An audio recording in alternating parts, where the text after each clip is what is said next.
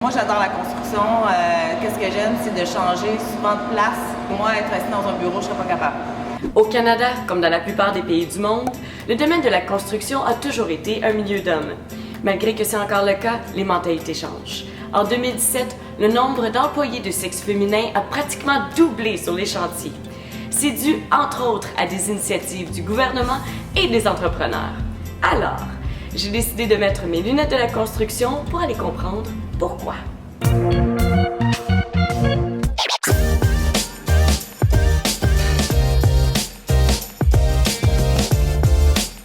Les femmes sur les chantiers, c'est par exemple Roxane, 33 ans, spécialiste de l'isolation thermique. Ça m'a épatée comme elle adore son métier.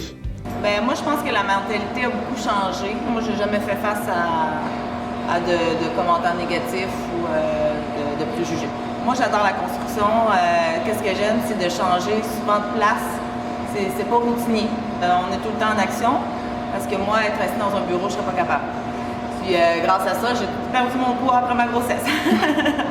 Son employeur est un de ceux qui font changer les choses. Au Québec, il y a moins de 2% de femmes parmi les employés de la construction, mais dans son entreprise, elles sont plus de 10%.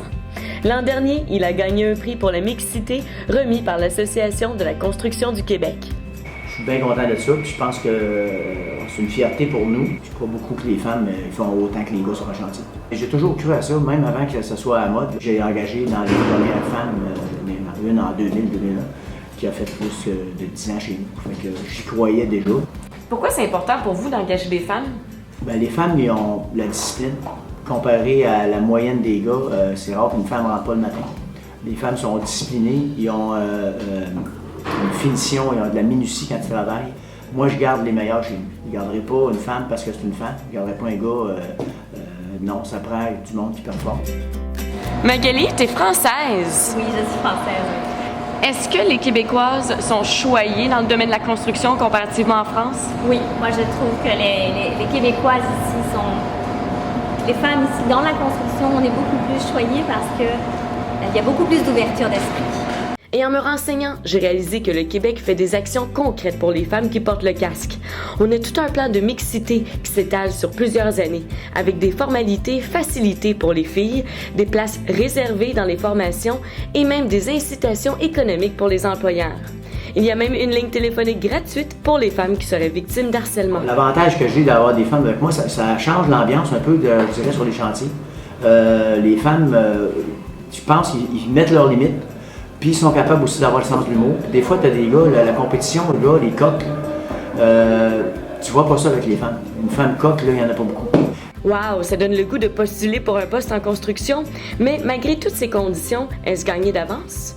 J'ai envoyé 3 emails à mon patron. J'ai appelé 3 fois. J'ai été le voir plusieurs fois. Jusqu'à temps qu'il me réponde, bon, Roxane, tu as gagné, je t'essaye. Puis depuis ce temps-là, je suis pour la même compagnie. Moi, je dirais aux filles, soyez convaincantes quand vous allez vous asseoir avec un patron, et surtout, allez le rencontrer.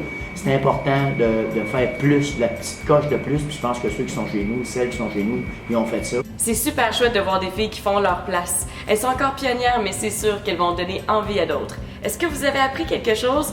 Moi, oui. Et je vous dis à bientôt pour d'autres vidéos sur les haut-parleurs.